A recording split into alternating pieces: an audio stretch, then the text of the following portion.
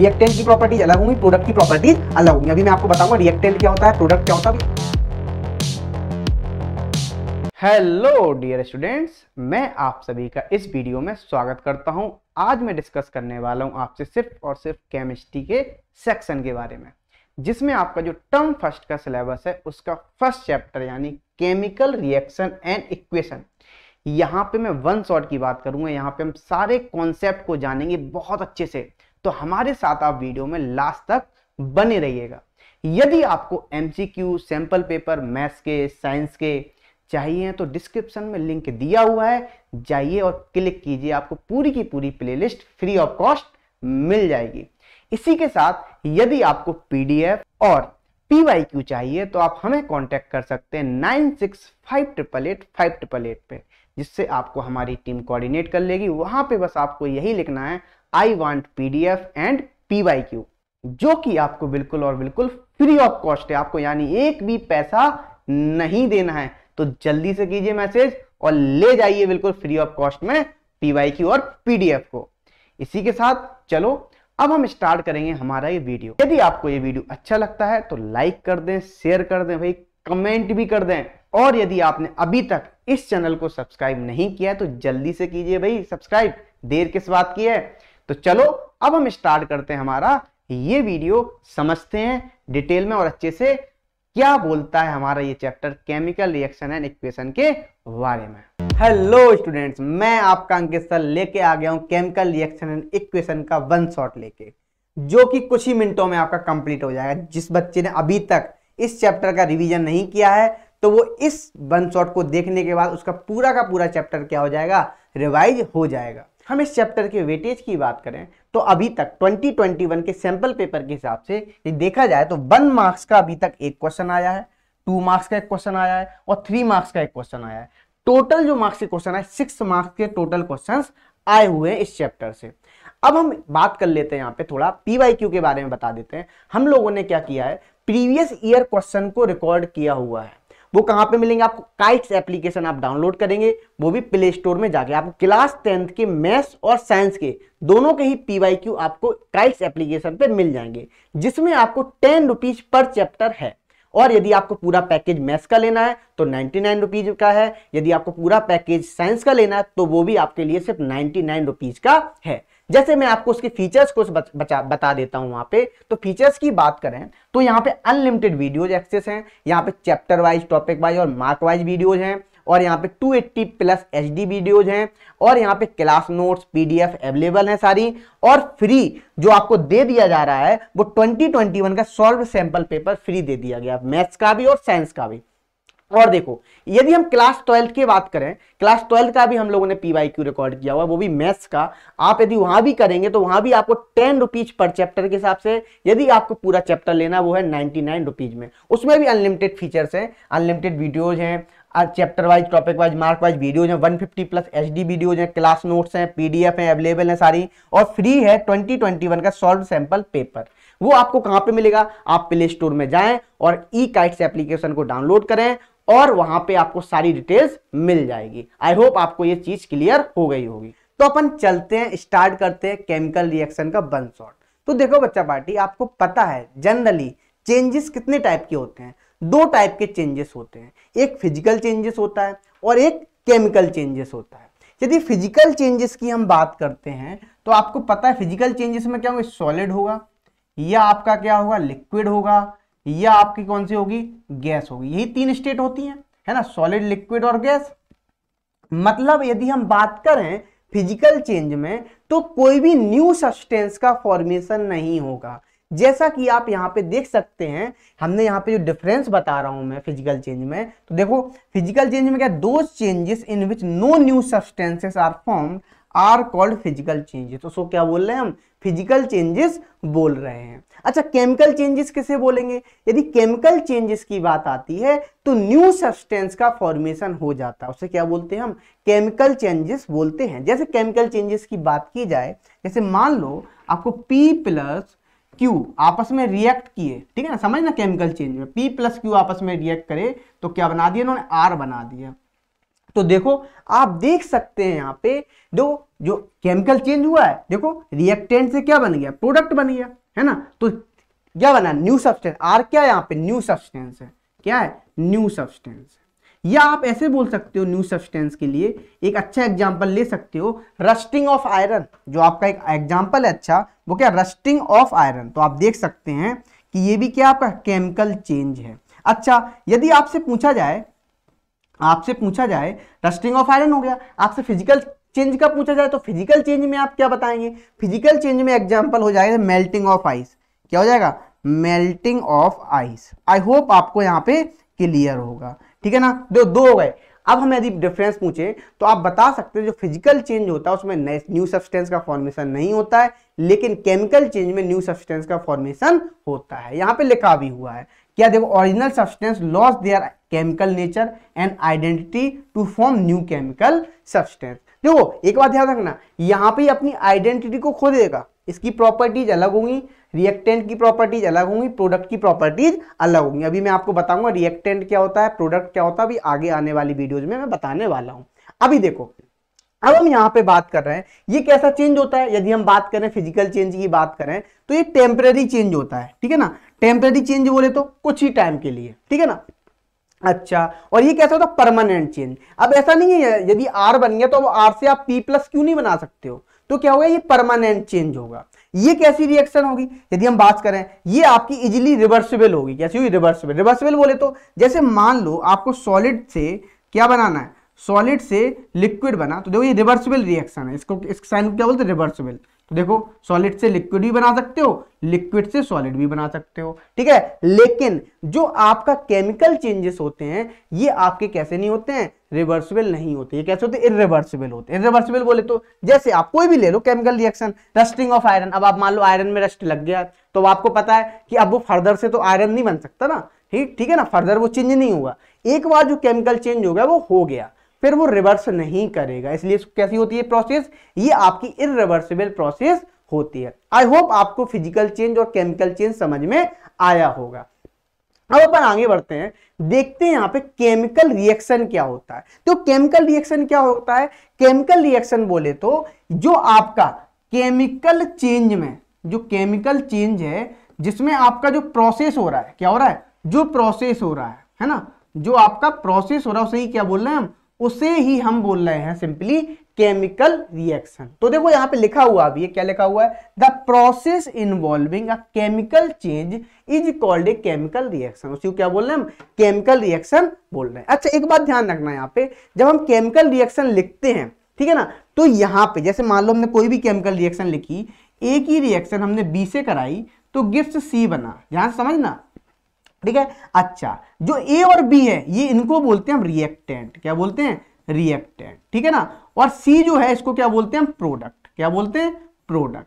तो देखो एक बात ध्यान रखना, अब एक बात ध्यान रखना, जो रिएक्टेंट की प्रॉपर्टीज होती हैं वो कैसी होती है, डिफरेंट होती हैं, और प्रोडक्ट की जो प्रॉपर्टीज होती है वो क्या होती हैं, डिफरेंट होती हैं। इसकी आइडेंटिटी अलग है, इसकी आइडेंटिटी अलग है। जैसे एग्जांपल के लिए हम ले लें H2 की रिएक्शन यदि हमने O2 से कराई तो देखो क्या बनेगा, वाटर मिल जाएगा आपको, H2O मिल जाएगा इस तरीके से। तो देखो आप यहाँ पे समझ सकते हैं ये क्या हो रहा है आपका, है ना, आपका केमिकल चेंज है। अच्छा अब H2O की प्रॉपर्टीज अलग होगी, हाइड्रोजन की प्रॉपर्टीज अलग होगी, ऑक्सीजन की प्रॉपर्टीज अलग होंगी। आई होप आपको यहाँ पे क्लियर हो रहा होगा। तो हम ऐसा भी बोल सकते हैं जो लेफ्ट हैंड साइड में लिखा हुआ है वो क्या होगा, हमेशा रिएक्टेंट होगा, मतलब LHS में जो लिखा होगा उसे क्या बोलेंगे हम, रिएक्टेंट बोलेंगे, और जो RHS में होगा उसे क्या बोलेंगे हम, प्रोडक्ट बोलेंगे, क्या बोलेंगे, प्रोडक्ट बोलेंगे। तो देखो यहाँ पे डेफिनेशन भी लिखी हुई है, क्या लिखी हुई है, the substance which take part in a chemical reaction. ऐसे सब्सटेंस जो किसमें पार्टिसिपेट कर रहे हैं, केमिकल रिएक्शन में पार्टिसिपेट कर रहे हैं,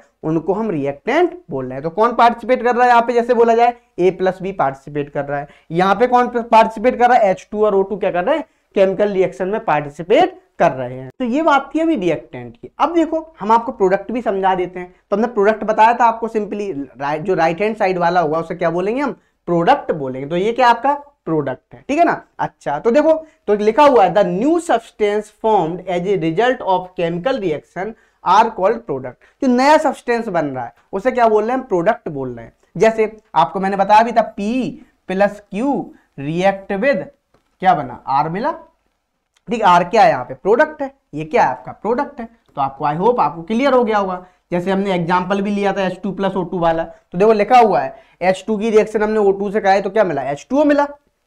इतना क्लियर। अच्छा अब देखो इस यहाँ पे ये रिएक्टेंट है, ये भी रिएक्टेंट है, ये प्रोडक्ट है। तो यहाँ पे लिखा हुआ है in the above chemical reaction hydrogen and oxygen which are written on the left hand side are reactant. इनको क्या बोल रहे हैं हम, रिएक्टेंट बोल रहे हैं। जो लेफ्ट हैंड साइड लिखा हुआ है उसे रिएक्टेंट बोल रहे हैं, और जो राइट हैंड साइड है उसे क्या बोल रहे हैं हम, प्रोडक्ट बोल रहे हैं। आई होप आपको यहाँ पे क्लियर हो गया होगा रिएक्टेंट कैसे बोलेंगे, प्रोडक्ट कैसे हम बोलेंगे। अब आगे बढ़ते हैं। अब हम बात कर रहे हैं examples of some chemical reaction. जैसे आपने एक बहुत फेमस एग्जाम्पल पढ़ा होगा बर्निंग ऑफ मैग्नीशियम, है ना, इन एयर। आपने देखा होगा ना Mg की रिएक्शन हमने O2 से कराई तो क्या बनता है ना, Mg की रिएक्शन जब हम O2 से कराते तो क्या बनता था, MgO बनता था। आपने पढ़ा होगा, ये अच्छा एग्जाम्पल है ना। तो आप देख सकते हैं, मैं आपको यहाँ पे दिखाता हूं। तो एक बात ध्यान रखना है, यहाँ पे जो मैग्नीशियम होता है पहले स्टार्टिंग में मैग्नीशियम को सैंड पेपर से हम रबिंग करते हैं। क्यों करते हैं, क्योंकि इसके ऊपर एक लेयर होती है मैग्नीशियम ऑक्साइड की जिससे वो निकल जाए। तो लिखा भी हुआ है यहाँ पे take a magnesium ribbon and clear it by rubbing with a sand paper. ठीक है ना, इतना क्लियर हो गया। उसको हम सैंड पेपर से क्या रब कर लेंगे। ठीक है, अब क्या होगा, अब हम उसको बर्निंग करेंगे। देखो क्या हो रहा है यहाँ पे, हमने क्या लिया, मैग्नीशियम लिया रिबन, इसको हमने बर्न किया किसके, ये आपका क्या बर्नर है, बर्नर से हमने क्या किया, इसको जैसे हमने इसको गर्म किया, हाँ हीट किया, तो देखो क्या हुआ, आपको क्या मिलता जा रहा है, मैग्नीशियम ऑक्साइड मिलता जा रहा है। इसको क्या बोलते हैं, वॉच गिलास बोलते हैं। क्या बोलते हैं बच्चा पार्टी, इसको अपन बोलते हैं वॉच गिलास। तो आई होप आपको यहाँ पे क्लियर हो गया होगा। ठीक है, ये बहुत फेमस एग्जाम्पल है, आप देखो यहाँ पे समझ सकते हैं, है ना, अच्छे से देख सकते हैं ये। और रिएक्शन भी क्या हो रही है आपकी, सिंपल रिएक्शन। वही मैं यहाँ से दोबारा से लिख देता हूँ, Mg की रिएक्शन हमने जब O2 से कराई तो क्या मिला आपको, MgO मिल गया। इस तरीके से ये रिएक्शन हो रही है। ठीक है, इतना क्लियर। अब देखो, अब हम रिएक्शन क्या करा रहे हैं, जिंक सल्फेट की रिएक्शन करा रहे हैं, जिंक की रिएक्शन अब हम एसिड से कराएं। किसी भी बात मेटल की रिएक्शन जब आप एसिड से कराएंगे, तो मेटल की रिएक्शन जब आप एसिड से कराएंगे तो हमेशा याद रखना क्या मिलेगा आपको एक तो मिलेगा सॉल्ट, क्या मिलेगा, सॉल्ट, और एक मिलेगा हाइड्रोजन गैस, क्या हो जाएगी आपकी, एवॉल्व हो जाएगी। ठीक है ना, इतना क्लियर। तो यहां भी देखो हाइड्रोजन गैस क्या हो गई आपकी, एवॉल्व हो गई। अब आपको क्लियर होगा। तो देखो चाहे आप जिंक आपने यहाँ पे जिंक ग्रेनुलस लिए हैं, आपने जिंक की रिएक्शन HCl से कराएं, तो जो जिंक की रिएक्शन जब आपने HCl से कराई यहाँ पे तो क्या मिलेगा, तो मिलेगा आपको ZnCl2 प्लस हाइड्रोजन गैस क्या हो जाएगी, इवॉल्व हो जाएगी, है ना, यही तो होगा। अच्छा यदि मान लो आप इसी की रिएक्शन, जिंक की ही रिएक्शन H2SO4 से कराते, तब क्या होता, तब आपको क्या मिलता, तब आपको मिल जाता ZnSO4 प्लस हाइड्रोजन गैस क्या हो जाती, इवॉल्व हो जाती। आई होप आपको यहाँ पे क्लियर होगा। ठीक है, अच्छा ये आपकी सब केमिकल रिएक्शंस है, हम आपको केमिकल रिएक्शंस के बारे में बता रहे हैं, इनको क्या बोलते हैं, हम केमिकल रिएक्शंस बोलते हैं। अब हम देखें यहाँ पे, तो देखो ये सारी की सारी केमिकल रिएक्शंस है। तो लिखा हुआ है यहाँ पे जो आपका जिंक और हाइड्रोक्लोरिक एसिड, यदि हम बात करें, ये क्या है आपके रिएक्टेंट है, क्या है, रिएक्टेंट है, और ये आपके क्या है, प्रोडक्ट है। ठीक है ना, क्या है, प्रोडक्ट। तो आप उसे याद रखना हमेशा, लेफ्ट हैंड साइड में क्या होते हैं, रिएक्टेंट होते हैं, और राइट हैंड साइड में हमेशा क्या होता है, प्रोडक्ट होता है। आई होप आपको क्लियर होगा। अब हम इसके आगे बढ़ते हैं, हम देखते हैं कैरेक्टरिस्टिक्स। जब कैरेक्टरिस्टिक्स की बात हम करते हैं तो जनरली 4 टाइप के कैरेक्टरिस्टिक्स देखते हैं। एक होता है चेंज इन स्टेट, दूसरा होता है एवोल्यूशन ऑफ गैस, तीसरा होता है आपका चेंज इन टेम्परेचर, और चेंज इन कलर। ये आपके 4 कैरेक्टरिस्टिक्स हैं केमिकल रिएक्शन की। जैसे हम बात करें यहाँ पे सिंपली चेंज इन स्टेट की बात करते हैं, तो आपको पता है 3 ही टाइप की स्टेट होती हैं, या तो सॉलिड होगा, या आपका लिक्विड होगा, या आपका गैस होगा। ठीक है, अच्छा अब चेंज इन कलर बोले तो अब कलर जब चेंज होगा तब भी क्या हो, देखो याद रख चेंज इन स्टेट। यदि मान लो, एक मैं यहाँ पे एक बात बता देता हूँ स्टेट में, इसलिए बता रहा हूं, यदि मान लो आपको स्टेट चेंज हुई, आपको सॉलिड के पार्टिकल्स मिले, जैसे मान लो आपने लिखा A + B gives C + D, आपको एक इसमें मिल रहा, C सॉलिड में मिल रहा है, तो ये इसको क्या बोलेंगे, प्रेसिपिटेट। क्या बोलना, प्रेसिपिटेट मिल रहा है, मतलब प्रेसिपिटेशन रिएक्शन। ये कौन सी रिएक्शन हो जाएगी आपकी, प्रेसिपिटेशन रिएक्शन हो जाएगी। जिस रिएक्शन में आपको प्रेसिपिटेट मिलेगा तो उस रिएक्शन को हम क्या बोलते हैं, प्रेसिपिटेट रिएक्शन बोलते हैं। अच्छा अब यहां पे बात आ रही है चेंज इन कलर। ठीक है ना, चेंज इन कलर बोले तो जैसे मान लो पिंक कलर है, पिंक से ब्लू हो गया, मैं ऐसे ही समझाने के लिए बता रहा हूं। जब चेंज इन कलर मिलेगा, जब आपको चेंज इन कलर मिलेगा, उस केस में हमेशा आपको क्या बोलोगे, आप उस केस में आप बोलो केमिकल रिएक्शन हो रही है। देखो ये पहचानने के तरीके हैं, पहला तो हो गया चेंज इन स्टेट, दूसरा हो गया चेंज इन कलर, तीसरा है evolution of gas. Evolution of gas बोले तो कि किसी भी केमिकल रिएक्शन में क्या हो, इवॉल्व हो गैस का। तो देखो जैसे हम बात करें, जैसे मान लो भी हाल हमने एक रिएक्शन पढ़ी जिंक की रिएक्शन, हमने जब H2SO4 से कराई थी तो देखो क्या मिला था आपको मिला था ZnSO4, क्या मिला था ZnSO4 plus hydrogen gas evolve हुई थी, जो इवोल्यूशन ऑफ गैस हुआ। आप और भी देख सकते हो CaCO3 को जब आप हीट कर दें, क्या कर दें, हीट कर दें, जैसे ही आप हीट करेंगे तो क्या मिलेगा, CaO प्लस CO2 मिल जाएगा।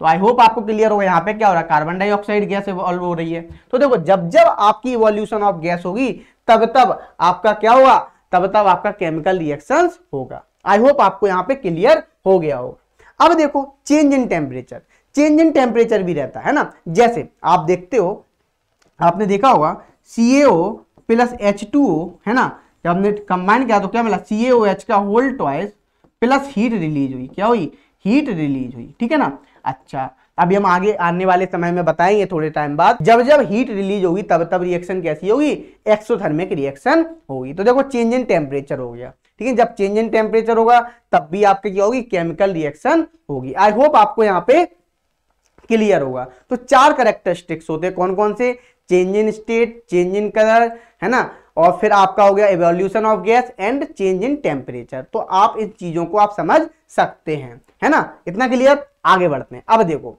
अब बात आ रही है यहाँ पे, नेक्स्ट आ रही है केमिकल इक्वेशन की। तो केमिकल इक्वेशन अपन किसे बोलते हैं, केमिकल इक्वेशन बोला जाए तो केमिकल इक्वेशन बोलते हैं सिंपली रिप्रेजेंटेशन होता है किसका, रिएक्शन का। तो देखो यदि हम बात करें, देखो क्या लिखा है, a chemical equation is symbolic representation of an actual chemical change. जो केमिकल चेंज हो रहा है उसमें एक्चुअल में, उसका वो क्या, सिंबॉलिक रिप्रेजेंटेशन है।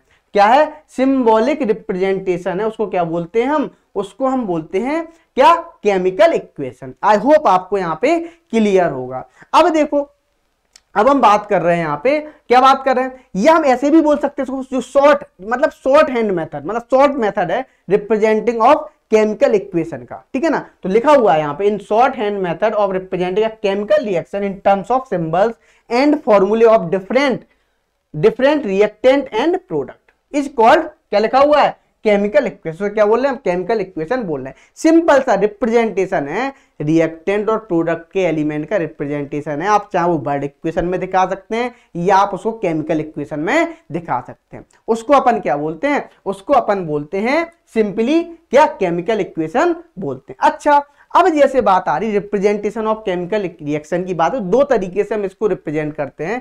पहला है वर्ड इक्वेशन। वर्ड इक्वेशन बोले तो जिंक की रिएक्शन सल्फ्यूरिक एसिड से करा दी तो क्या मिला, जिंक सल्फेट प्लस हाइड्रोजन। या आप ऐसे भी लिख सकते थे, यहाँ पे ऐसा नहीं कि यहीं पे ले लिया, आप इसको सिंबल में लिखते है ना, या फिर आप उसको केमिकल इक्वेशन में लिखते। या आप एक और रिएक्शन ले सकते, जैसे मान लो मैग्नीशियम ले लिया, क्या ले लिया, मैग्नीशियम की रिएक्शन हमने किससे कराई, ऑक्सीजन से कराई, तो आपको क्या मिला, किससे कराई बच्चा बाड़ी। हम इस तरीके से और भी एग्जांपल ले सकते हैं, ऐसा नहीं मुझे इसी से प्यार है, इस वाली रिएक्शन से तो मैंने ये लिख दिया, ऑक्सीजन से कराई तो क्या मिल गया आपको, मैग्नीशियम ऑक्साइड मिल गया। तो आप इस तरीके से भी दिखा सकते हैं। ये वर्ड इक्वेशन होती है, क्या बोलते हैं इसको अपन, वर्ड इक्वेशन। लेकिन आपको पता है अब बार बार आप वर्ड इक्वेशन तो लिखते नहीं फिरोगे, इसीलिए आप फिर क्या करोगे, आप फिर केमिकल इक्वेशन को लिखोगे। केमिकल इक्वेशन बोले तो सिंपली फॉर्मूला, मतलब इसके हम सिंबल्स बना देंगे। जैसे देखो जिंक की रिएक्शन सल्फ्यूरिक एसिड से लिखी तो Zn plus H2SO4 gives ZnSO4 plus hydrogen, zinc sulphate plus hydrogen. यदि हम यहाँ पे लिखते तो क्या लिखते आप, मैग्नीशियम की रिएक्शन किससे कराई, मैग्नीशियम की रिएक्शन आपने ऑक्सीजन से कराई तो क्या मिलता आपका, Mg, मिल जाता है इस तरीके से, है ना। तो आप इस तरीके से भी आप दिखा सकते हो। तो ये सिंबल रिप्रेजेंटेशन, सिंबल बोले तो केमिकल इक्वेशन या केमिकल इक्वेशन की तरह इस तरीके से लिखते हैं। तो आपको लिखना आना चाहिए सबसे पहले, क्यों, आपके बोर्ड में इस तरीके से क्वेश्चन दे देगा लिख के, ये आपको थ्योरी बेस में दे देगा, zinc react with sulphuric acid then formation of zinc sulphate and hydrogen gas, है ना, इज इवॉल्व्ड। तो आपको इस तरीके से लिख के दे देगा। तो आपको लिखना आना चाहिए भाई, हम केमिकल इक्वेशन में उसको कैसे लिखेंगे। आई होप आपको यहाँ पे क्लियर होगा। तो इस तरीके से पूछे जाते हैं, तो मैंने आपको बता दिया है, ठीक है ना। आगे बढ़ते हैं, नेक्स्ट चलते हैं। अब हमारा जो सबसे इंपॉर्टेंट टॉपिक है वो है बैलेंस केमिकल इक्वेशन का। यदि हम बैलेंस केमिकल इक्वेशन की बात करें तो कैसे, देखो बैलेंस केमिकल इक्वेशन बोले तो आपने फलक्रम देखा है ना, मार्केट में आप 1 kg बनाना लेने जाए तो वो 1 kg का वेट यहाँ रखता है और 1 kg बनाना यहाँ रखता है और इक्वल दिखता है, वो देखो यहाँ पे यहाँ चीज इक्वल हो गया तो वो बोलता हाँ 1 kg हो गया। यही सेम चीज आपका बैलेंस केमिकल इक्वेशन में है, मतलब आप mass of reactant equal to the mass of product, आप इस तरीके से बताएंगे। जैसे अब आप बोलोगे सर मास ऑफ रिएक्टेंट, तो देखो जैसे मान लो आपने CaCO3 लिया है ना, इसको हीट किया तो आपको क्या मिला, CaO प्लस CO2 है ना। अब ये कितने मिला, ये मिला आपको 100 ग्राम था मान लो, तो ये कितना मिला 56 ग्राम और ये कितना मिला, ये मिला 44 ग्राम, इस तरीके से, ठीक है ना। तो आप इस तरीके से ध्यान रख सकते हैं। तो याद रखना, मतलब हम इन सिंपल शब्दों में बोलें तो हम बोल सकते हैं mass of reactant equal to the mass of product, है ना। Mass of reactant equal to the mass of product में, इसी को हम क्या बोलते हैं, इसी को हम बोलते हैं law of conservation of mass. क्या बोलते हैं बच्चा party, law of conservation of mass. तो कोई भी बैलेंस केमिकल इक्वेशन होगी तो वो किसको फॉलो करना चाहिए, law of conservation of mass को फॉलो करना चाहिए। जब वो फॉलो करेगा तभी वो क्या होगी, रिएक्शन बैलेंस होगी। और हर एक केमिकल रिएक्शन याद रखना, हमेशा जो बैलेंस केमिकल इक्वेशन होगी वो हमेशा law of conservation of mass को फॉलो करेगी। आई होप आपको यहां पे क्लियर होगा। या हम ऐसे भी बोल सकते हैं, मतलब number of element LHS equal to the number of element of RHS equal हो, तो नंबर ऑफ एलिमेंट भी जब इक्वल होंगे दोनों साइड तब भी वो रिएक्शन क्या कही जाएगी, आपकी बैलेंस कही जाएगी। तो देख सकते हैं आप यहाँ पे, the equation in which the number of atoms of each element in reactant, reactant बोले तो LHS लेफ्ट हैंड साइड, ठीक है ना, and the product side are equal is called a balance chemical equation. अब लिखा हुआ है यहाँ पे, देखो क्या लिखा हुआ है, the balance chemical equation two satisfy law of conservation of mass. उसको क्या फॉलो करना चाहिए, law of conservation of mass को फॉलो करना चाहिए। आई होप आपको यहाँ पे बैलेंस केमिकल इक्वेशन का तरीका समझ में आ रहा होगा, वो कैसे करेंगे। अब हम इसको एक एग्जाम्पल के थ्रू समझते हैं। एग्जाम्पल की बात आए तो हमने पहले ही बताया था कि कोई भी केमिकल रिएक्शन होगी उसको यदि बैलेंस केमिकल रिएक्शन बोलेंगे तो वो law of conservation of mass को फॉलो करना चाहिए। जैसे कि यहाँ पे लिखा हुआ है, जो total mass of element present in the product of a chemical reaction has to be equal to the total mass of elements present in the reaction. जैसे हमने बताया था mass of reactant equal to था, हमने बताया था ना इससे पहले अभी हाल, क्या बताया था, mass of reactant equal to the mass of product, यही तो बताया है, reactant equal to the mass of product, है ना। तो यही तो सेम बोल रहा है। अच्छा, अब हम जैसे एक एग्जांपल के थ्रू हम समझ रहे हैं, यहाँ पे हमने जिंक की रिएक्शन जब सल्फ्यूरिक एसिड से रिएक्शन कराई, क्या कराई, सल्फ्यूरिक एसिड से, तो क्या बना, जिंक सल्फेट मिला प्लस हाइड्रोजन गैस इवॉल्व हुई। अच्छा, एक बात ध्यान रखना, यहाँ पे जब भी आपको केमिकल रिएक्शन बैलेंस करनी होगी तो उस केस में आप क्या करेंगे, सिंपल सी बातें ध्यान रखेंगे। आप क्या करेंगे, एक टेबल बनाएंगे इस तरीके की, ठीक है ना। यहाँ पे क्या लिखेंगे, नंबर ऑफ एटम्स लिखेंगे, नंबर ऑफ एटम्स बोले जिंक के एटम्स, हाइड्रोजन के एटम्स, सल्फर के एटम्स, ऑक्सीजन के एटम्स, और यहाँ पे रिएक्टेंट और प्रोडक्ट या LHS और RHS। कुछ लोग यहाँ पे इसको LHS भी लिखते हैं लेफ्ट हैंड साइड और इसको RHS राइट हैंड साइड, तो आप इस तरीके से भी लिख सकते हैं। अब आपको क्या करना है, रिएक्टेंट के एलिमेंट को गिनना है और प्रोडक्ट के। देखो यदि हम रिएक्टेंट में बात करें, यहाँ पे जिंक कितना है, 1, यहाँ भी जिंक कितना है, 1, तो देखो हमने रिएक्टेंट में भी 1 लिख दिया और प्रोडक्ट में क्या लिख दिया हमने, प्रोडक्ट में जिंक आपका कितना है, 1 है बच्चा पार्टी, क्या है 1। यहाँ पे थोड़ा मैं सही कर देता हूँ, ये प्रिंटिंग मिस्टेक से क्या 1 है, ठीक है। अच्छा, हाइड्रोजन यहाँ पे कितने हैं, 2, यहाँ पे हाइड्रोजन कितने हैं, 2, मतलब क्या है, बैलेंस है दोनों, ठीक है। अच्छा, यहाँ पे नंबर ऑफ सल्फर एटम कितना है, यदि यहाँ पे नंबर ऑफ सल्फर एटम 1 है, यहाँ भी नंबर ऑफ सल्फर एटम 1 है, ये भी बैलेंस है, ठीक है ना। अच्छा, अब यहाँ पे नंबर ऑफ ऑक्सीजन एटम कितना है, 4 है, यहाँ पे नंबर ऑफ ऑक्सीजन कितना है, 4, और यहाँ पे नंबर ऑफ ऑक्सीजन एटम कितना है, यहाँ भी 4 है, मतलब रिएक्शन आपकी क्या हो गई, बैलेंस हो गई। आई होप आपको यहाँ पे क्लियर होगा। तो ये क्या, hence it is balance reaction. एक बात ध्यान रखना, ये मेथड आप तभी तक यूज करेंगे जब तक आपकी प्रैक्टिस ना हो जाए। आप जब 1-2 क्वेश्चन प्रैक्टिस कर लेंगे फिर आपको ये सब टेबल बनाने की जरूरत नहीं है। आप क्या करेंगे, डायरेक्ट ही उस क्वेश्चन को सॉल्व करेंगे, डायरेक्ट उसको क्या कर लेंगे, आप बैलेंस कर लेंगे। आई होप आपको यहाँ पे क्लियर होगा। जैसे मैं एक एग्जांपल और ले लेता हूं अनबैलेंस केमिकल इक्वेशन का, तो हम अनबैलेंस केमिकल इक्वेशन किसे बोलेंगे, हम सिंपल बोलेंगे जो क्या नहीं फॉलो करे, जो law of conservation of mass को फॉलो नहीं करेगा उसे क्या बोलेंगे हम, उसे हम बोलेंगे अनबैलेंस केमिकल इक्वेशन। मतलब हम बोल सकते हैं यहाँ पे mass of reactant mass of reactant is not equal to the mass of product, mass of product.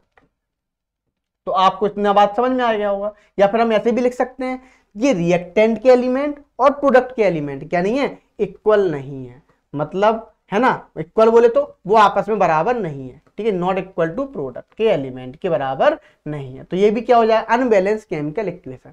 जैसे आप देख सकते हैं, मैंने यहाँ पे एक एग्जांपल दिया हुआ, एल्यूमिनियम की रिएक्शन जब हमने ऑक्सीजन से कराई तो क्या मिला, एल्यूमिनियम ऑक्साइड मिला, Al2O3 मिल गया। अब हमने इसको देखा तो देखो, जब हमने इसको देखा तो देखो नंबर ऑफ एल्यूमिनियम कितना है, 1 रिएक्टेंट में, ठीक है ना, और प्रोडक्ट में कितने हैं, मैं यहाँ पे देखा जाए प्रोडक्ट में यहाँ पे बच्चा पार्टी 2 है, कितने हैं, 2 हैं, ठीक है। अच्छा, यहाँ पे नंबर ऑफ ऑक्सीजन एटम कितने हैं, 2, यहाँ पे नंबर ऑफ ऑक्सीजन एटम 3 है, मतलब देखो रिएक्शन बैलेंस ही नहीं है। जब रिएक्शन आपकी बैलेंस ही नहीं है तो आप समझ सकते हैं यहाँ पे सिंपल सी बात कि ये कैसी रिएक्शन हो जाएगी, ये आपकी अनबैलेंस केमिकल रिएक्शन हो जाएगी। आई होप आपको यहाँ पे क्या होगा, क्लियर होगा। अब अपन आगे बढ़ते हैं, नेक्स्ट चलते हैं, एक एग्जांपल के थ्रू अपन समझ लेते हैं कि केमिकल रिएक्शन को अपन बैलेंस कैसे करेंगे। देखो जैसे मान लो आपको ये एग्जांपल दे दिया गया है ना, आपको लिख के दे दिया copper sulphate sodium plus reaction कराई सोडियम हाइड्रोक्साइड, तो क्या मिला, गिब्स। इसको पढ़ते हैं अपन गिब्स, समझ लेना, इसको क्या पढ़ते हैं, गिब्स पढ़ते हैं, ठीक है ना, गिब्स, या इसको अपन क्या बोलते हैं, एरो भी एरो, इस तरीके से एरो से डिनोट करते हैं इसको, ठीक है ना, गिब्स को, ठीक है ना, या फॉर्मेशन बोलते हैं, क्या बोलते हैं, फॉर्मेशन। देखो copper hydroxide plus sodium sulphate मिल रहा है, तो देखो जब हमने इसकी रिएक्शन लिखी तो लिखते हैं, जब कॉपर सल्फेट लिया तो CuSO4 की रिएक्शन हमने किससे कराई, सोडियम हाइड्रोक्साइड से कराई, NaOH से, तो क्या मिला आपको मिल गया कॉपर हाइड्रोक्साइड CuOH का whole twice plus sodium sulphate Na2SO4 मिल गया, ठीक है। आई होप आपको यहाँ पे क्लियर हो। अब आपको क्या करना है, सिंपल, ये अभी मजदूरी वाला तरीका है, आपको सिंपली आपको क्या लिखना है, यहाँ पे एलिमेंट लिखने हैं, फिर number of atoms in LHS लिखने हैं, number of atoms in RHS लिखना है, इस तरीके से आपको अरेंज कर देना है। जैसे आप अरेंज करेंगे, जैसे आपने देखा कॉपर यहाँ पे कितना, 1, यहाँ पे LHS मतलब रिएक्टेंट, यहाँ पे रिएक्टेंट भी लिख सकते थे, 1 है, ठीक है ना, चलो यहाँ भी 1 है, ठीक है ना, चलो बैलेंस है। सल्फर यहाँ पे कितना है, 1, यहाँ भी सल्फर कितना है, 1, भाई बैलेंस है, ठीक है। अच्छा, यहाँ पे ऑक्सीजन कितने, 4 और 1 5 ऑक्सीजन है, यहाँ पे ऑक्सीजन कितने हैं, 4 और 2 6 ऑक्सीजन है, मतलब रिएक्शन क्या है, ये बैलेंस नहीं है। अब ये हमें ऑक्सीजन को बैलेंस करना है। सोडियम यहाँ पे कितना, 1, यहाँ पे सोडियम 2 है, ठीक है भाई, ये भी बैलेंस नहीं है। हाइड्रोजन कितना, 1, और यहाँ पे 1 है, यहाँ पे 2 है, तो हमें इसको बैलेंस करना है। तो इसको बैलेंस करने के लिए हम क्या करें, सिंपल सा तरीका अपनाएं, हम क्या करें कि जो NaOH था, सिंपली यहाँ पे कितने से मल्टीप्लाई करना है, 2 से। देखो जैसे हम 2 से मल्टीप्लाई करेंगे, अब देखते हैं हम यहाँ पे, जैसे हमने 2 से मल्टीप्लाई किया तो देख सकते हो, तो देखो जब 2 से मल्टीप्लाई कर दिया, अब देखते हैं, तो देखो यहाँ पे कॉपर 1 बैलेंस है ना, सल्फर आपका 1 और 1 बैलेंस है भाई। अब देखो, अब यहाँ पे जैसे ऑक्सीजन की बात आई तो देखो 4 2 6 ऑक्सीजन यहाँ भी हो गए, और आपके यहाँ पे 2 4 6 ऑक्सीजन यहाँ भी हो गए, दो रिएक्शन बैलेंस है, ऑक्सीजन बैलेंस हो गए। सोडियम 2 यहाँ भी है, 2 यहाँ भी, भाई बैलेंस है। हाइड्रोजन यहाँ पे 2 है, 2 यहाँ पे, मतलब रिएक्शन क्या हो गई आपकी, बैलेंस हो गई। तो ये कैसी है, hence chemical reaction is balance, कैसी हो गई, केमिकल रिएक्शन आपकी ये बैलेंस्ड हो गई। आई होप आपको ये क्लियर होगा। अब अपन चलते हैं, तो देखो मैंने यहाँ पे फाइनल इक्वेशन भी लिखी हुई है, कॉपर सल्फेट 2NaOH, ठीक है ना, CuOH का कॉपर हाइड्रोक्साइड, फिर Na2SO4, मतलब सोडियम सल्फेट मिल गया आपको। इस तरीके से आप लिख सकते हैं, ठीक है ना। आगे बढ़ते हैं, अब अपन देखते हैं यहाँ पे टाइप्स ऑफ केमिकल रिएक्शन। जब हम टाइप्स ऑफ केमिकल रिएक्शन की बात करते हैं, सिंपली आप 5 टाइप्स के पढ़ते हो। पहला है आपका कॉम्बिनेशन रिएक्शन, डिकम्पोजिशन रिएक्शन, देखो कॉम्बिनेशन रिएक्शन लिखा है, डिकम्पोजिशन रिएक्शन लिखा है, डिस्प्लेसमेंट रिएक्शन लिखा हुआ है, फिर आपका डबल डिस्प्लेसमेंट रिएक्शन है, एंड लास्ट वन है ऑक्सीडेशन रिडक्शन, ठीक है ना, या रिडॉक्स रिएक्शन। हम एक एक करके सारी टाइप्स को पढ़ते हैं। तो सबसे पहले हम देखते हैं यहाँ पे कॉम्बिनेशन रिएक्शन। तो देखो कॉम्बिनेशन रिएक्शन क्या होती है, कॉम्बिनेशन रिएक्शन हम उसे बोलते हैं जब 2 या 2 से ज्यादा, है ना, सब्सटेंस आपस में कंबाइन होकर क्या बनाए, सिंगल सब्सटेंस बनाएंगे, क्या बनाएंगे, सिंगल सब्सटेंस बनाएंगे, तो उसे क्या बोलेंगे हम, उसे हम बोलेंगे क्या, कॉम्बिनेशन रिएक्शन बोलेंगे। हम इसको और अच्छे से समझ सकते हैं, एक एग्जांपल के थ्रू समझ सकते हैं। जैसे मान लो हमने एग्जांपल ले लिया हाइड्रोजन की रिएक्शन ऑक्सीजन से ले ली, तो क्या बनता है आपको पता है, H2 लिया, H2 की रिएक्शन हमने किससे कराई, O2 से कराई, तो देखो क्या मिला आपको, H2O मिला, वाटर मिल गया। तो ये भी क्या आपकी कॉम्बिनेशन रिएक्शन है। कैसी है बच्चा पार्टी? Combination reaction. लिखा भी in this reaction to substances hydrogen and oxygen. अच्छा ये कैसे? इनको बोलेंगे अपन रिएक्टेंट। क्या बोलेंगे? रिएक्टेंट बोलेंगे, ठीक है ना। इसको क्या बोलेंगे? इसको बोलेंगे अपन प्रोडक्ट। क्या बोलेंगे बच्चा पार्टी? प्रोडक्ट बोलेंगे। तो इस बात को आपको ध्यान रखना है, ठीक है। अच्छा अब आप देख सकते हैं यहाँ पे रिएक्टेंट बना and combine together to form single substance water. उसे क्या बना दिया? वाटर बना दिया। तो ये एक टाइप की कैसी रिएक्शन है आपकी? कॉम्बिनेशन रिएक्शन है। आप बहुत सारे एग्जांपल्स ले सकते हो कॉम्बिनेशन रिएक्शन को। तो इसको क्या बोलते हैं अपन? कॉम्बिनेशन रिएक्शन बोलते हैं। जैसे अब मैं आपको एक और एग्जांपल दूं। अब एक एग्जांपल और ले लेते हैं। जैसे मान लो आपने कैल्शियम ऑक्साइड लिया। क्या लिया? Calcium oxide. आपने इसको वाटर में डिजोल्व किया तो क्या बना? इसको क्विक लाइम भी बोलते हैं। क्या बोलते हैं? Quick lime. याद रखना, क्विक लाइम, ठीक है ना। और क्या मिलता है इससे? कैल्शियम हाइड्रोक्साइड मिलता है। इसको अपन सिलेक्ट लाइम बोलते हैं। क्या बोलते हैं? सिलेक्ट लाइम बोलते हैं। आई होप आपको यहाँ पे क्लियर होगा। तो सिंपल सी बात है, टू और more than two substances are combined to form single substance then they are called combination reaction. उसको हम क्या बोलेंगे? कॉम्बिनेशन रिएक्शन बोलेंगे। तो आई होप आपको यहाँ पे कॉम्बिनेशन रिएक्शन क्लियर हो गया होगा। अब अपन चलते हैं यहाँ पे बात कर लेते हैं सिंपल सी डिकम्पोजिशन रिएक्शन। तो जो डिकम्पोजिशन रिएक्शन है वो जस्ट अपोजिट है किसके? वो है आपकी उसकी कॉम्बिनेशन रिएक्शन के जस्ट अपोजिट है। Opposite of combination reaction, of combination reaction. तो आपको इससे क्या हो जाएगा? क्लियर हो जाएगा भाई। मतलब ये आपस में एक दूसरे अपोजिट, इसलिए आपको मैं बता रहा हूं अपोजिट है, क्योंकि देखो कॉम्बिनेशन रिएक्शन क्या होता था? जब दो सब्सटेंस आपस में कंबाइन होके सिंगल सब्सटेंस बनाते थे। लेकिन डिकम्पोजिशन रिएक्शन में क्या होता है? सिंगल सब्सटेंस ब्रेक डाउन होके वो टू और मोर सब्सटेंस में कन्वर्ट हो जाता है। उसको क्या बोलते हैं? हम डिकम्पोजिशन रिएक्शन बोलते हैं। अब डिकम्पोजिशन रिएक्शन तीन प्रोसेस से होगा। या तो थर्मल हीट देंगे, थर्मोलिसिस बोले, है ना। थर्मोलिसिस में थर्मो मतलब हीट, या तो हीट के प्रेजेंस में होगा, ठीक है ना। या इलेक्ट्रोलिसिस मतलब इलेक्ट्रिसिटी के प्रेजेंस में होगा। या हम क्या पास करा दें? इलेक्ट्रिसिटी पास करा दें। या हम क्या पास करा दें? या हम फोटोलिसिस, फोटोलिसिस बोले तो फोटोन मतलब क्या सनलाइट पास करा दें। सनलाइट या लाइट के प्रेजेंस में, ठीक है ना। सनलाइट या लाइट के प्रेजेंस में आपका क्या होगा? फोटोलिसिस होगा। आई होप आपको यहाँ पे क्लियर होगा। तो देखो आप देख सकते हैं यहाँ पे मैं डिकम्पोजिशन रिएक्शन की एक आपको फाइनल डेफिनेशन भी बता देता हूं। Those reaction in which a single substance splits up into the two or more simpler substances। जैसे कि मैंने बताया था। अब देखो एक सब्सटेंस से क्या बना दिया? टू और मोर सब्सटेंस बना दी। जैसे एग्जांपल के लिए मैं एक एग्जांपल ले लूं छोटा सा। CO3 लिया हमने, कैल्शियम कार्बोनेट, इसको हमने हीट किया। इसको मार्बल भी बोलते हैं। क्या बोलते हैं? मार्बल।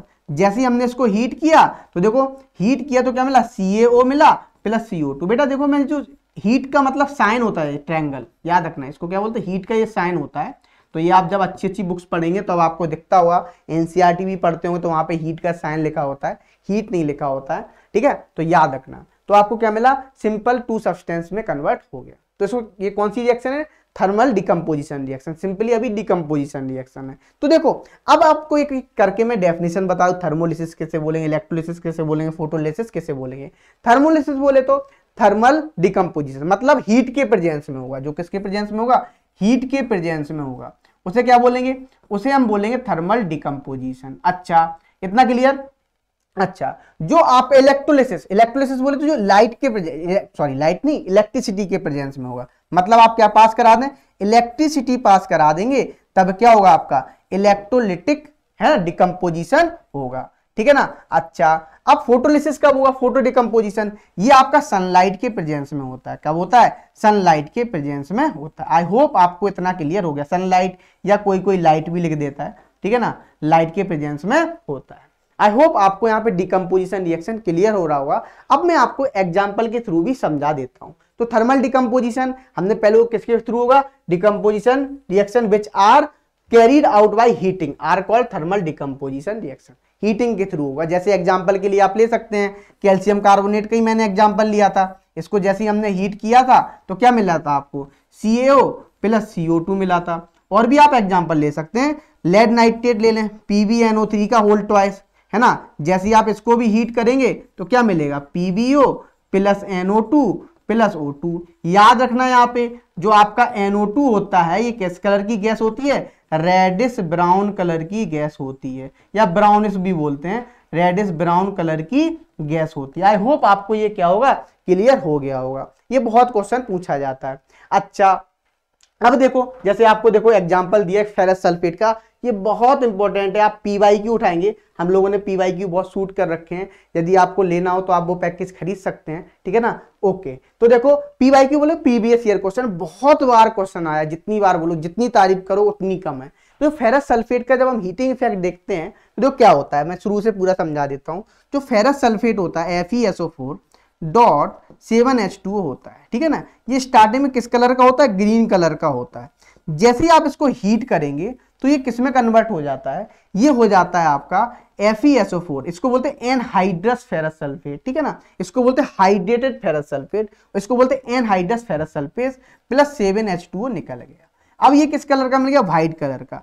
अब क्या होगा इसके बाद जस्ट हाल ही के हाल क्या हो जाएगा, FeSO4 का फर्दर यदि हम हीटिंग इफेक्ट करते हैं तो ये बहुत इंपॉर्टेंट रिएक्शन हो जाती है, क्योंकि यहां पे जैसे ही आप इसको हीट करोगे तो आपको मिलेगा Fe2O3, जो कि कैसा होता है, रेडिश ब्राउन कलर का होता है। कैसा होता है, रेडिश ब्राउन कलर का होता है ना।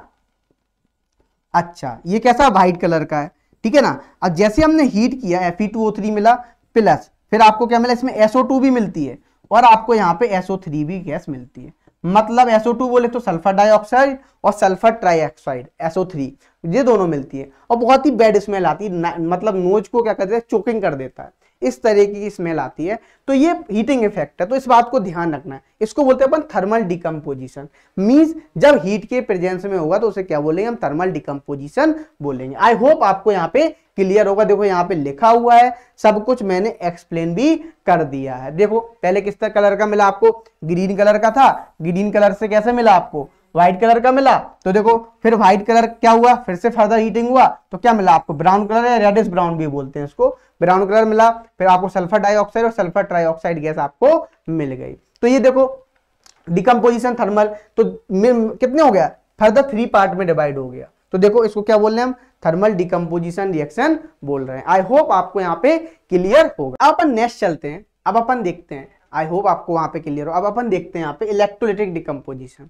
तो नाम में ही बता रहा है इलेक्ट्रोलाइटिक डिकम्पोजिशन, मतलब जब आप क्या पास कराएंगे, इलेक्ट्रिसिटी को पास कराएंगे। जैसे ही आप इलेक्ट्रिसिटी को पास कराएंगे तो उसे क्या बोलेंगे हम, इलेक्ट्रोलाइटिक डिकम्पोजिशन बोलेंगे, ठीक है ना। अच्छा अब देखो जैसे हम एग्जांपल के लिए ले लेते हैं, हमने NaCl ले लिया, क्या ले लिया, NaCl सोडियम क्लोराइड। याद रखना मोल्टेन ले रहे हैं, है ना, या मोल्टेन है एक्वस, आपने मोल्टेन लिया यहाँ पे सोडियम क्लोराइड। जैसे ही आपने इसमें इलेक्ट्रिक करंट पास कराया, देखो इलेक्ट्रिक करंट पास कराया तो आपको क्या मिल गई, सोडियम मेटल मिल गई और क्लोरीन गैस भी मिल गई। आई होप आपको यहाँ पे क्लियर हो गया होगा, ठीक है। अच्छा अब देखो जब हमने ये किया तो आप एक बात ध्यान रखना, जब थर्मल डिकम्पोजिशन हो, जब हीट के प्रेजेंस में, इलेक्ट्रोलाइटिक डिकम्पोजिशन हुआ तो इलेक्ट्रिक करंट क्या करना पड़ेगा, हमें पास करना पड़ेगा।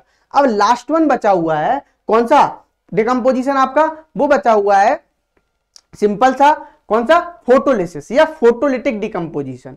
फोटोलिटिक डिकम्पोजिशन की जब हम बात करते हैं सिंपली, तो देखो वो कब होगा, सनलाइट के प्रेजेंस में होगा। कब होगा, सनलाइट या लाइट के प्रेजेंस में होगा। जैसे आप सिल्वर का भी एग्जांपल देखेंगे, सिल्वर जो होता है व्हाइट कलर का होता है, लेकिन आप जैसे उसको सनलाइट में रखेंगे तो वो कुछ देर बाद कैसा हो जाएगा, ग्रे कलर का हो जाता है, ठीक है ना। तो आप देखेंगे सनलाइट के प्रेजेंस में या लाइट के प्रेजेंस में। तो देखो यहाँ पे लिखा हुआ भी है कि क्या लिखा है, the decomposition reactions which takes place by absorption of light are called the photolytic decomposition reaction, और फोटोलिसिस, उसे क्या बोलते हैं हम, फोटोलिसिस बोलते हैं। आई होप आपको यहाँ पे भी क्लियर हो गया होगा। अब आगे बढ़ते हैं, देखो अब हम बोलते हैं यहाँ पे photo decomposition of silver chloride और फोटोलिसिस ऑफ सिल्वर क्लोराइड। तो देख लेते हैं, बात एक ही है, कोई कुछ भी बोल दो।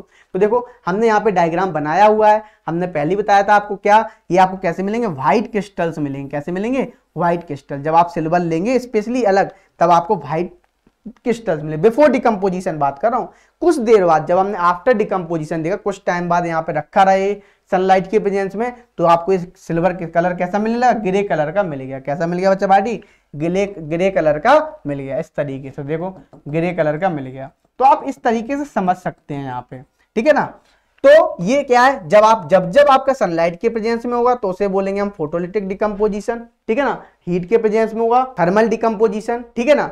और जब आपका लाइट इलेक्ट्रिसिटी के प्रेजेंस में होगा तब उसको बोले इलेक्ट्रोलिटिक डिकम्पोजिशन। अब अपन देखते हैं नेक्स्ट रिएक्शन, डिस्प्लेसमेंट रिएक्शन। जब हम डिस्प्लेसमेंट रिएक्शन की बात करते हैं तो डिस्प्लेसमेंट रिएक्शन किसे बोलते हैं बच्चा पार्टी? डिस्प्लेसमेंट रिएक्शन डिपेंड करता है रिएक्टिविटी सीरीज पे, मतलब कौन ज्यादा ताकतवर है। जो जितना ज्यादा ताकतवर होगा वो उतनी आसानी से मेटल को डिस्प्लेस कर देगा। जैसे एक यहाँ पे पतला आदमी खड़ा हुआ है, एक यहाँ पे बॉडी बिल्डर खड़ा हुआ है, तो बॉडी बिल्डर क्या करेगा? इसको रिप्लेस कर देगा। इस तरीके से आप समझ सकते हैं वो कौन सी रिएक्शन है आपकी? डिस्प्लेसमेंट रिएक्शन है। तो देखो आपको डिस्प्लेसमेंट रिएक्शन के लिए एक एग्जांपल के थ्रू आप समझ सकते हैं। जैसे मान लो आपने जिंक की रिएक्शन कराई, किसकी रिएक्शन? आपने जिंक की रिएक्शन कॉपर सल्फेट से कराई। जैसे आपने जिंक की रिएक्शन कॉपर सल्फेट से कराई तो आपको क्या मिल गया? ZnSO4 प्लस Cu मिल गया, ठीक है ना, कॉपर मिल गया, ठीक है। अच्छा, अब जिंक ने क्या किया? कॉपर को डिस्प्लेस कर दिया। क्यों कर दिया डिस्प्लेस? क्योंकि जो जिंक था वो क्या था? हाईली क्या था? हाईली रिएक्टिव मेटल था। कैसा था? हाईली रिएक्टिव मेटल था। तो आप अब ऐसे कैसे पता चलेगा सर कौन हाईली रिएक्टिव है, कौन आपका लीस्ट रिएक्टिव? ये हमें पता चलता है रिएक्टिविटी सीरीज के थ्रू। तो यहाँ पे बनी हुई है, देखो रिएक्टिविटी सीरीज बनी हुई है किसकी? मेटल्स के लिए। तो जो आप देख सकते हैं यहाँ पे पोटेशियम है, ये क्या? पोटेशियम। जो पोटेशियम है वो क्या? मोस्ट रिएक्टिव है, बहुत ज्यादा रिएक्टिव है, ठीक है ना, मतलब मोस्ट रिएक्टिव बोले तो सबसे ज्यादा, ठीक है ना। अच्छा, जो प्लेटिनम है वो आपका क्या? लीस्ट रिएक्टिव है। जब आप टॉप टू बॉटम आ रहे हैं तो रिएक्टिविटी क्या होती जा रही है? कम होती जा रही है, डिक्रीज करती जा रही है। आप देख सकते हैं रिएक्टिविटी डिक्रीज करती जा रही है, ठीक है ना। अच्छा, जब आप क्या करेंगे? जब आप बॉटम टू टॉप जाएंगे यहाँ पे तो क्या होगा? तब रिएक्टिविटी क्या होगी? इंक्रीज होगी। आई होप आपको यहाँ पे क्लियर होगा। अब देखो यहाँ पे हाइड्रोजन की अपर वाली जितनी भी मेटल्स हैं वो ज्यादा रिएक्टिव हैं, और हाइड्रोजन की नीचे वाली वो मेटल्स हैं वो कैसी हैं? देखो लिखा हुआ है ना, वो लेस देन, मतलब वो लेस रिएक्टिव है इन कंपैरिजन टू हाइड्रोजन। तो आप यहाँ पे देख सकते हैं, आप अभी हायर क्लासेस में पढ़ेंगे, जब नीट जेई या 11th-12th में आएंगे तब आप देखेंगे रिएक्टिविटी सीरीज वहाँ पे अच्छे से पढ़ेंगे, तब आपको और अच्छे से क्लियर आएगा। रिडक्शन पोटेंशियल पढ़ेंगे तब आपको वहाँ पे और अच्छे से क्लियर हो जाएगा। आई होप आपको यहाँ पे क्लियर होगा डिस्प्लेसमेंट रिएक्शन। एक एग्जाम्पल लिया मैंने जिंक का। अच्छा, एक बात ध्यान रखना, यदि मान लो मैं यहाँ पे कॉपर सल्फेट ले लेता, कॉपर सल्फेट की रिएक्शन जिंक से कराता, ये बहुत बोर्ड में क्वेश्चन आया हुआ है, प्रीवियस ईयर क्वेश्चन आया हुआ है, आप कराते तब ये नहीं होती रिएक्शन। क्यों नहीं होती? क्योंकि कॉपर कैसा होता? लीस्ट रिएक्टिव है। जब कॉपर लीस्ट रिएक्टिव है तो वो क्या नहीं कर पाता? जिंक को डिस्प्लेस नहीं कर पाता, ठीक है ना। इतना क्लियर? सॉरी, यहाँ पे मैंने गड़बड़ लिख दिया थोड़ा, मैं इसको सही कर देता हूँ, है ना। यहाँ पे मैं सही कर देता हूँ, यहाँ पे जिंक ऐसा ना लिख के यहाँ पे लिखो आप ZnSO4 प्लस Cu, इस तरीके से, तब ये नहीं होगा डिस्प्लेस। क्या नहीं होगा? तब ये डिस्प्लेस नहीं होगा। आई होप आपको यहाँ पे क्लियर होगा। अब देखो, जैसे आपको एग्जाम्पल के लिए ले लेते हैं हम, यहाँ पे हमने कॉपर सल्फेट सॉल्यूशन लिया, ठीक है ना। ये क्या है? कॉपर सल्फेट सॉल्यूशन है जो ब्लू कलर का है, CuSO4 का सॉल्यूशन है। हमने इसमें क्या डाला? आयरन नेल डाली, इसको क्या बोल रहे हैं? आयरन नेल बोल रहे हैं, ठीक है ना। आयरन नेल डाला, थोड़ी देर बाद, मतलब आफ्टर 30 मिनट के बाद क्या हो गया? 30 मिनट बाद, आफ्टर 30 मिनट इसमें क्या हुआ? इस पे रेडिश ब्राउन कलर की एक लेयर आ गई। क्या आ गई? रेडिश ब्राउन कलर की एक लेयर आ गई, है ना, जिसको जो किसकी थी? कॉपर की थी। किसकी थी? कॉपर की, ठीक है। अच्छा, ये कैसा था? ये आपका जो बना हुआ था, जो फेडेड, ये आपका ब्लू था, ये आपका थोड़ा फेडेड हो जाएगा। कैसा हो जाएगा? फेडेड। जो आपका सॉल्यूशन होगा कॉपर सल्फेट का वो थोड़ा सा हल्का हो जाएगा, ठीक है ना, हल्का ग्रे टाइप से हो जाएगा। तो इस तरीके से आप समझ सकते हैं। तो यहाँ पे सिंपली यदि हम देखें तो Fe ने जब रिएक्शन किया CuSO4 से, तो Fe क्या ज्यादा रिएक्टिव है, ठीक है ना। आप देख सकते हो रिएक्टिविटी सीरीज में जो Fe है वो कहाँ है आपका? देखो आयरन, आयरन देखो यहाँ पे आयरन, ये है जो Fe, ये ऊपर है, ठीक है ना। अच्छा, और कॉपर कहाँ है? नीचे है। तो देखो आयरन की क्या है? रिएक्टिविटी ज्यादा है। जब आयरन की रिएक्टिविटी ज्यादा है, आयरन क्या करेगा? कॉपर को डिस्प्लेस कर देगा। मतलब क्या बन जाएगा? यहाँ पे FeSO4 मिल जाएगा प्लस आपको मिल जाएगा यहाँ पे Cu, ठीक है ना, इस तरीके, ठीक है। आई होप आपको यहाँ पे डिस्प्लेसमेंट रिएक्शन क्लियर हो गई होगी। आगे बढ़ते हैं। नेक्स्ट देखो, आपको मैंने यहाँ पे रिएक्शन लिख के दिखा दी। Fe की रिएक्शन CuSO4 से कराई तो क्या मिला आपको? FeSO4 मिल गया, लाइट ग्रीन का सॉल्यूशन है, ग्रे कलर भी आप बोल सकते हो। कॉपर मिल गया जो कि ब्राउनिश डिपॉजिट इन आयरन, जो कि कहाँ पे डिपॉजिट है? आयरन नेल के ऊपर वो डिपॉजिट हो गया है, ठीक है। इतना क्लियर? अब देखो नेक्स्ट बढ़ते हैं। तो अब हम देखते हैं double displacement reaction. Double displacement reaction बोले तो कैसे होगा, दो आयंस का आपस में क्या हो जाएगा, एक्सचेंज हो जाएगा। मीन्स कैसे, जैसे आप मान लो स्कूल में जाते हो, आप लोग फ्रेंड्स के साथ जब लंच करते हो क्या करते हो, वो कोई पूड़ी लाया कोई रोटी लाया तो आप क्या खेलते हो, एक्सचेंज खेलते हो। तो ऐसे ही दोनों आयंस का क्या हो जाए, आपस में एक्सचेंज हो जाए। जैसे आप समझ सकते हैं पी क्यू लिया हमने, ठीक है ना, पी क्यू की रिएक्शन यदि हमने आर एस से कराई तो देखो क्या हुआ, यहाँ पे आयंस का एक्सचेंज हो जाए इस तरीके से। देखो इस तरीके से क्या हो जाएगा, आयंस का एक्सचेंज हो जाएगा। तो यहाँ पे क्या हो जाएगा, पी के साथ क्या आ जाएगा, एस आ जाएगा, और क्यू के साथ क्या आ जाएगा, सॉरी पी के साथ क्या आ गया आपका, एस आ गया, और आपका जो आर के साथ आ गया वो क्या आ गया, क्यू आ गया। आई होप आपको समझ में आ गया होगा। तो देखो यहाँ पे जो डबल डिस्प्लेसमेंट रिएक्शन है, मतलब दोनों आयंस का क्या हो गया, एक्सचेंज हो गया। जब आयंस का एक्सचेंज होगा तो उसे बोलेंगे डबल डिस्प्लेसमेंट रिएक्शन। तो जैसे कि हम यहाँ पे एक एग्जांपल ले लेते हैं, बेरियम क्लोराइड का रिएक्शन हम सोडियम सल्फेट से कराते हैं। तो देखो यहाँ पे देख सकते हो आप एग्जांपल, सोडियम सल्फेट लिया, सोडियम सल्फेट की रिएक्शन जैसे ही हमने किससे कराई, देखो बेरियम क्लोराइड से कराई, तो देखो क्या बना, जैसे हमने बेरियम क्लोराइड से कराई तो देखो क्या हुआ, यहाँ पे जनरली आयंस का क्या हुआ, एक्सचेंज हुआ। जैसे ही एक्सचेंज हुआ तो क्या हो जाएगा, एक्सचेंज होने के बाद आपका बनेगा यहाँ पे BaSO4 बनेगा, बेरियम सल्फेट बनेगा, प्लस और क्या मिल जाएगा आपको, और मिल जाएगा आपको NaCl मिल जाएगा। तो आई होप आपको ये क्लियर हो गया होगा। तो देखो इस तरीके से रिएक्शन हो गई। अच्छा, जो आपको BaSO4 मिलता है ये आपको क्या मिलता है, PPT मिलता है। यहाँ पे कैसा मिलता है, PPT, प्रेसिपिटेट। तो इस रिएक्शन को हम प्रेसिपिटेशन रिएक्शन भी बोलते हैं। क्या बोलते हैं, प्रेसिपिटेशन रिएक्शन भी बोलते हैं। आई होप आपको यहाँ पे क्लियर होगा कि जो जनरली होता है डबल डिस्प्लेसमेंट रिएक्शन, नाम में छुपा हुआ है डबल डिस्प्लेसमेंट, मतलब आपस में आयंस का एक्सचेंज कर देना। तो बस सिंपल आप आयंस का एक्सचेंज करेंगे और आपको कंपाउंड मिल जाएगा। तो देखो आप देख सकते हैं यहाँ पे, आपने यहाँ पे जब सॉल्यूशन डाला BaCl2 का, किसमें, आपने सोडियम सल्फेट में, तो देखो आपको यहाँ पे क्या मिल गया, आपको यहाँ पे व्हाइट PPT मिल गई है, किसकी, बेरियम सल्फेट की, जो कि इनसॉल्युबल है, जो कि क्या है, इनसॉल्युबल इन वाटर, इनसॉल्युबल है, ठीक है ना, ध्यान रखना इस बात को। ठीक है, आगे बढ़ते हैं। तो आई होप आपको ये क्लियर हो गया होगा। अब नेक्स्ट चलते हैं, अब अपन देखते हैं next reaction, oxidation reduction. Oxidation reduction समझने के लिए मैं आपको बहुत सारी डेफिनेशंस बताता हूं। जैसे मान लो आपने ऑक्सीडेशन पढ़ा, तो अब एक डेफिनेशन होती है ऑक्सीडेशन की, लॉस ऑफ इलेक्ट्रॉन। जब लॉस ऑफ इलेक्ट्रॉन होता है तो उसे बोलते हैं हम ऑक्सीडेशन। क्या बोलते हैं, ऑक्सीडेशन। अब बोलोगे सर ये डेफिनेशन तो हमने नहीं पढ़ी है, हमने तो डेफिनेशन पढ़ी है एडिशन ऑफ ऑक्सीजन। तो आप ऑक्सीडेशन की दूसरी डेफिनेशन भी बता सकते हैं, कौन सी, एडिशन ऑफ ऑक्सीजन। तो आप इस तरीके से भी बता सकते हैं, या एडिशन ऑफ ऑक्सीजन या इलेक्ट्रोनेगेटिव एलिमेंट, इस तरीके से भी बताते हैं। उसे भी हम क्या बोलते हैं, हम ऑक्सीडेशन बोलते हैं। देखो नाम में ही छुपा हुआ है, ऑक्सी मीन्स ऑक्सीजन, मतलब किसका एडिशन होगा, ऑक्सीजन का एडिशन होगा, तो हम उसे क्या बोलेंगे, हम ऑक्सीडेशन बोलेंगे। आई होप आपको यहाँ पे क्लियर हो गया होगा ऑक्सीडेशन किसे बोलेंगे। अच्छा, अब हम रिडक्शन किसे बोलेंगे, यदि हम बात करें, जब हम रिडक्शन की बात करते हैं तो रिडक्शन बोलते हैं सिंपली, हम रिडक्शन बोलते हैं, किसे बोलेंगे रिडक्शन, जैसे लॉस ऑफ इलेक्ट्रॉन है तो जस्ट उल्टा बोल दो, मतलब आप रिवर्स ऑफ ऑक्सीडेशन, उसे क्या बोलते हैं, हम रिडक्शन बोलते हैं। अब आप बोलोगे सर रिवर्स ऑफ ऑक्सीडेशन बोले तो देखो, जैसे मान लो आपने लॉस ऑफ इलेक्ट्रॉन लिखा, आप यहाँ पे लिख दो गेन ऑफ इलेक्ट्रॉन। जैसे आप गेन ऑफ इलेक्ट्रॉन लिखोगे तो आप क्या बोलोगे, उसको बोलोगे आप रिडक्शन। आप लिख दो यहाँ पे गेन ऑफ इलेक्ट्रॉन लिख दो, आप यहाँ पे लिख सकते हो, है ना, एडिशन ऑफ ऑक्सीजन लिखा है तो आप रिमूवल ऑफ ऑक्सीजन लिख दो। क्या लिख दो, रिमूवल ऑफ ऑक्सीजन। तो आप इस तरीके से आप बता सकते हैं, रिडक्शन को भी डिफाइन कर सकते हैं। देखो यहाँ पे जैसे आप एग्जांपल की थ्रू समझ सकते हो, यहाँ पे देखो इलेक्ट्रॉन का लॉस हुआ, जब इलेक्ट्रॉन का लॉस हुआ तो उसे क्या बोल रहे हैं हम, बताओ, ऑक्सीडेशन।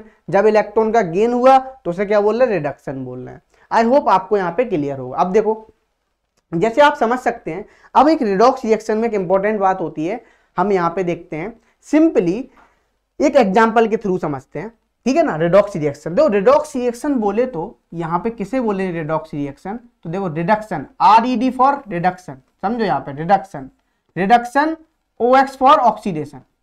जब दोनों साथ साथ होंगे, है ना, रिडक्शन और ऑक्सीडेशन जब दोनों साथ साथ होंगे तो उसे हम क्या बोलेंगे, रिडॉक्स रिएक्शन बोलेंगे। मतलब साइमल्टेनियसली होते हैं, ऐसा नहीं कि रिडक्शन हो जाए या ऑक्सीडेशन हो जाए, दोनों ही रिएक्शन साइमल्टेनियसली होंगी एक ही रिएक्शन में, तो उसे क्या बोलते हैं, हम रेडॉक्स रिएक्शन बोलते हैं। जैसे मैं एक एग्जांपल के लिए समझाता हूं आपको, ये आपकी SnCl2, ठीक है ना, SnCl2 से प्लस FeCl3, ठीक है ना, गिव्स आपका मिल गया यहाँ पे मिला आपको FeCl2 प्लस SnCl4, ये मिल गया, ठीक है ना।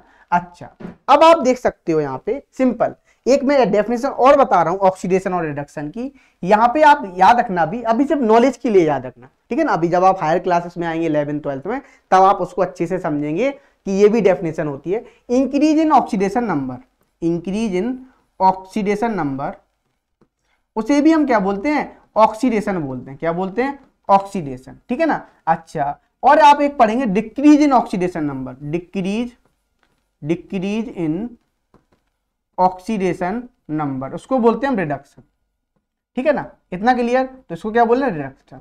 तो देखो अब आपको अभी निकालना नहीं सीखना, अभी मैं आपको सिर्फ बता दूंगा यहाँ पे, ये इसका ऑक्सीडेशन नंबर ये है, इसका ऑक्सीडेशन नंबर ये है। आप 11th क्लास में आएंगे तब मैं आपको निकालना सिखाऊंगा। तो देखो यहाँ पे इसका +2 है, यहाँ पे इसका +3 है, यहाँ पे इसका +2 है, यहाँ पे इसका +4 है। तो देखो तो हम इंक्रीज इन ऑक्सीडेशन नंबर देखते हैं, मतलब +2 से +4 में गया, तो यहाँ पे क्या हो रहा है, सिंपली यहाँ पे हो रहा है ऑक्सीडेशन, ठीक है ना। जब ऑक्सीडेशन होगा, ठीक है ना। अच्छा, अब देखो यहाँ पे क्या हो रहा है, जब आपका इंक्रीज इन ऑक्सीडेशन हुआ, यहाँ पे क्या हुआ, यहाँ पे सिंपली यदि हम देखें, देखो यहाँ पे देखते हैं, यहाँ पे क्या हुआ, डिक्रीज इन +3 से +2, तो यहाँ पे हो रहा है रिडक्शन। क्या हो रहा है, रिडक्शन हो रहा है।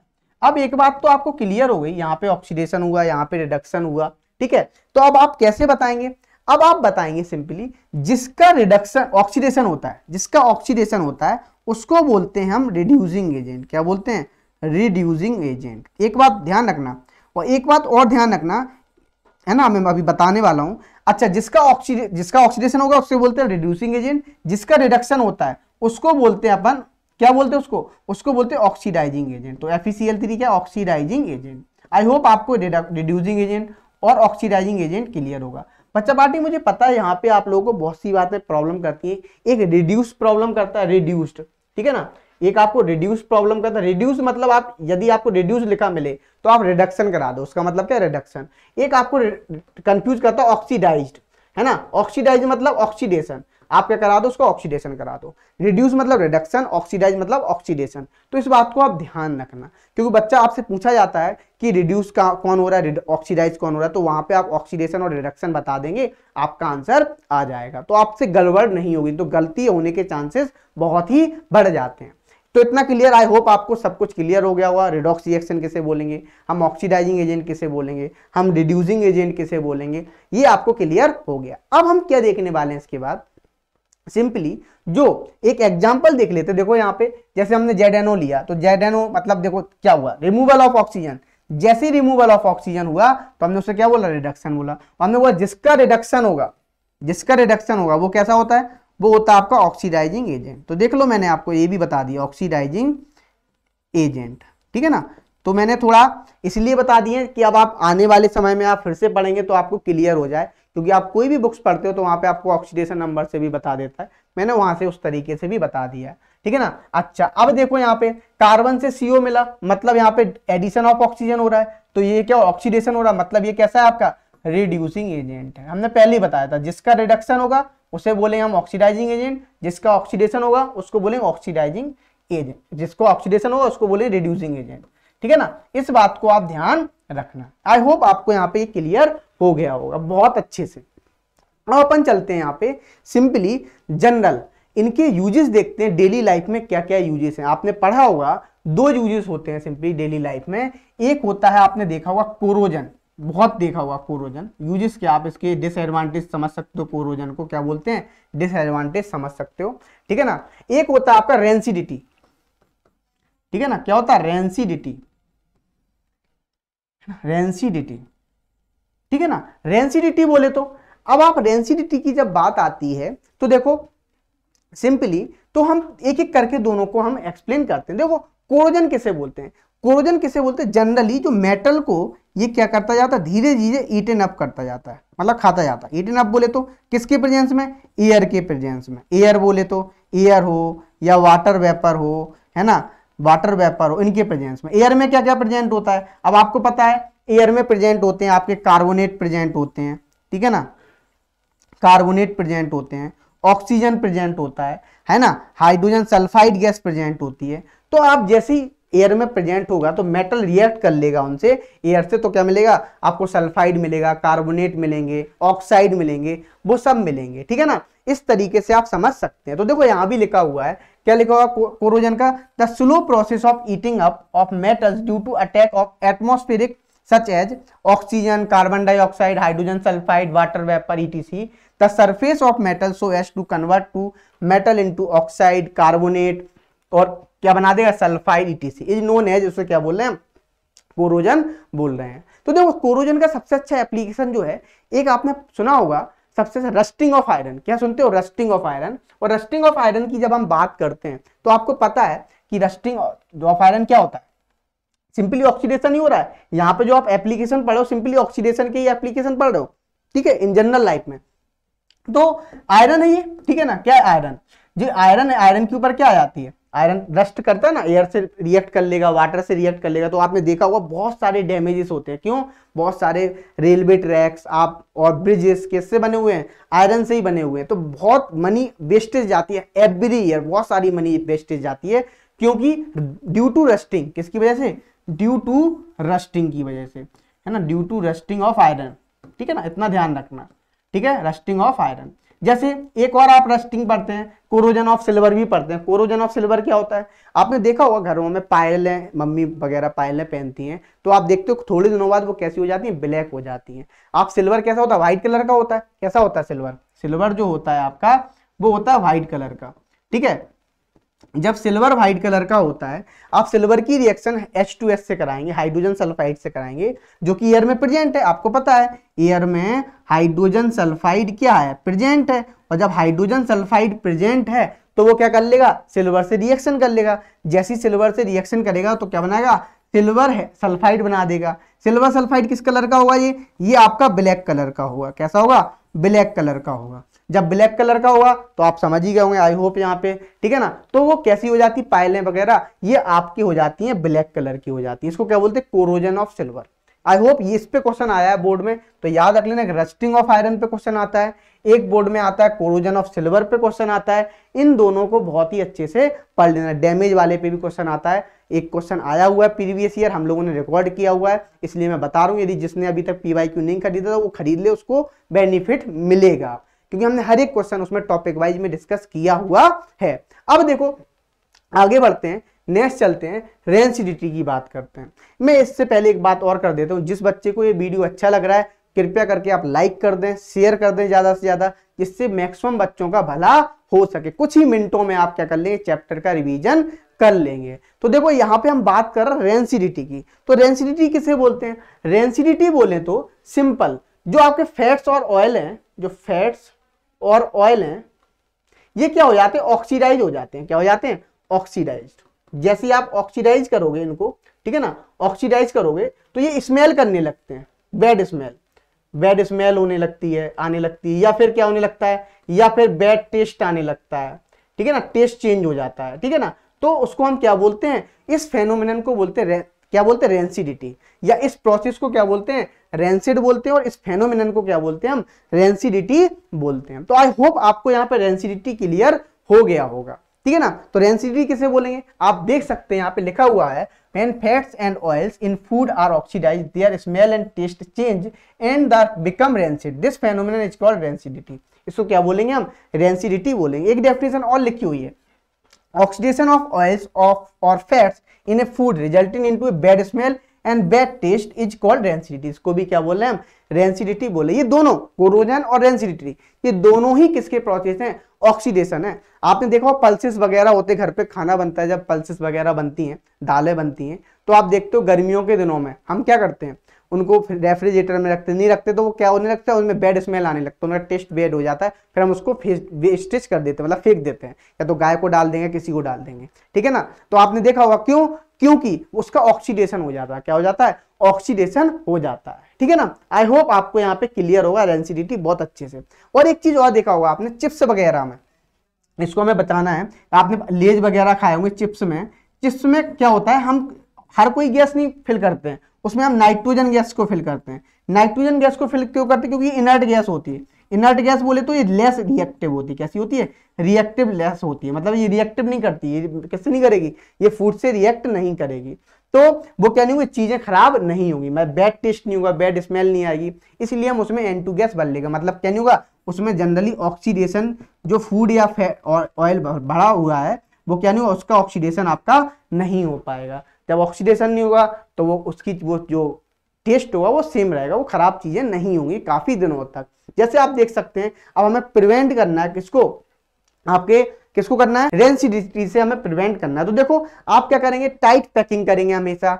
आप क्या करेंगे, पैकिंग में क्या भरेंगे, आप ऑयल कंटेनिंग फूड्स में नाइट्रोजन गैस भरेंगे, जिसमें वो कैसी होती है, इनर्ट गैस होती है, मैंने बताया था, ठीक है ना। अच्छा, अब आप जो फूड रखेंगे वो किस में रखेंगे, रेफ्रिजरेटर में रखेंगे, और सनलाइट से हमेशा, सनलाइट से अभी रखेंगे, लाइट वगैरह से या सनलाइट से क्या रखेंगे, दूर रखेंगे। सनलाइट बोले तो, या फिर आप किससे, लाइट से दूर रखेंगे। लिखा हुआ भी है storing food away from light, ठीक है। तो आई होप यहां तक आपको क्लियर होगा। मैंने सारी चीजें एक्सप्लेन कर दी है, बोर्ड के पॉइंट ऑफ व्यू से सारी चीजें एक्सप्लेन कर दी हैं। तो आप इस वीडियो को देखना है, अच्छा लगे तो लाइक करना है और शेयर भी करना है ज्यादा से ज्यादा। इसी तरीके की मैं नेक्स्ट वीडियो फिर लेके आऊंगा। मिलते हैं आपसे हम नेक्स्ट वीडियो में। अभी के लिए thank you so much, tata bye bye. ऐसे ही पढ़ते रहिए और बढ़ते रहिए आगे। आई होप आपको ये वीडियो बहुत अच्छा लगा होगा। यदि आपको वीडियो अच्छा है तो वीडियो को लाइक, शेयर और कमेंट जरूर कर दें, और यदि आपने अभी तक चैनल को सब्सक्राइब नहीं किया है तो सब्सक्राइब भी जरूर कर दें। जैसा कि मैंने स्टार्टिंग में भी बोला था, मैं अभी फिर से आपको याद दिला देता हूं, यदि आपको वीडियो के पीडीएफ और पीवाईक्यू यानी प्रीवियस ईयर क्वेश्चंस चाहिए तो आप हमारी टीम से कांटेक्ट कर सकते हैं 9658885888 पर, जहां पे बस आपको ये लिखना है I want PDF and PYQ. इसके लिए आपको सिर्फ और सिर्फ हमारे केल्विन ऐप को डाउनलोड करना है, वहां पे आपको सब कुछ फ्री ऑफ कॉस्ट मिल जाएगा। तो चलो इसी के साथ मिलते हैं अपन इसी प्रकार की नेक्स्ट वीडियो में। जब तक के लिए thank you so much and tata bye bye.